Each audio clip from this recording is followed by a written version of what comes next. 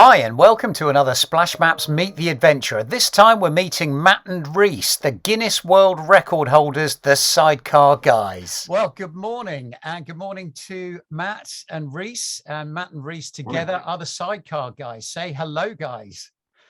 Hey, how you doing? How's it going? How you doing? Yeah, good. Thanks. Good. Thanks. How are things with you? It's nice and early, but I'm feeling very fresh and pleased to be chatting with you. Yeah. Okay, great. And we're looking forward to hosting both of you at the National Outdoor Expo at Stand D66, the SplashMap stand, on Saturday, this coming Saturday, the 19th of March.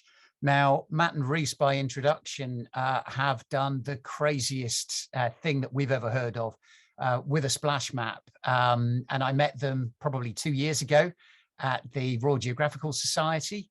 They told me all about this and how they used a splash map to get around the world. So, guys, do you want to describe, one of you, exactly, perhaps Reece, exactly how you got around the world and what made it different from other people's circumnavigations?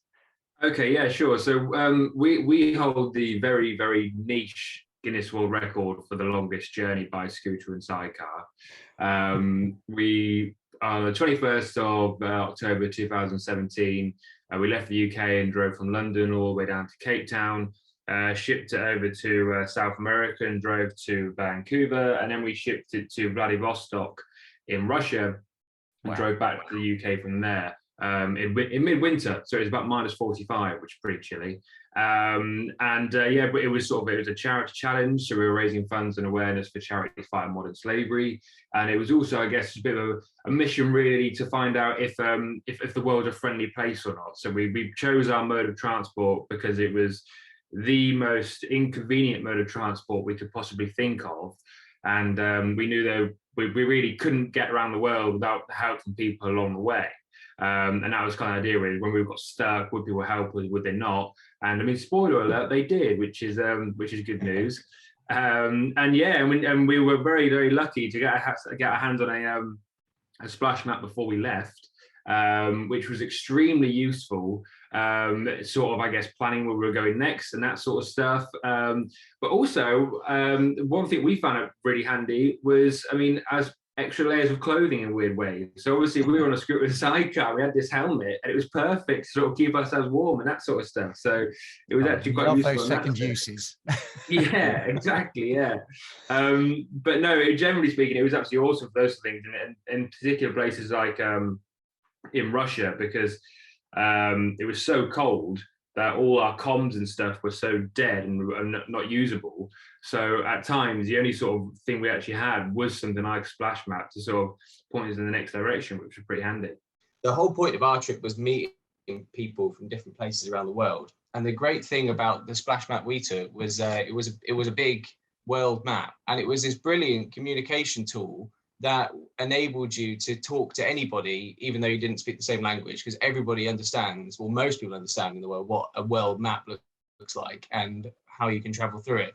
But now we're starting to do smaller adventures where actually having a physical map is really practical and useful for plotting literally the day or the journey that we're doing. So much more sort of a smaller scale maps. And yeah, we've also now run an experience center up in the northeast on sidecars. We take people out trail riding for the day and just exploring Northumberland National Park.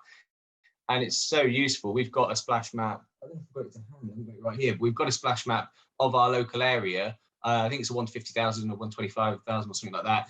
And you can see all the byways and the green lanes and things on it. So we'll just go through and plot it out and go and do a day. And it's a great way of going out and not just following a line on a navigation tool, but picking the map out and navigating for the day. And it's a fun way to do it. So yeah, that's what we're using it for these days. I know from meeting you guys after that it's just been a roller coaster since then. Matt, do you want to tell me a little bit about what the Sidecar guys are doing now, what you've got lined up for this year? Yeah, so well, our main thing now is we organise something called the Armchair Adventure Festival. We have like 20,000 people tune in to watch it, and it blew up, and it was this big crazy thing. So we turned it into a real in-person festival, which we host down in Cornwall every year now. So we had our first one last year, we got another one this year, 22nd to 25th of September.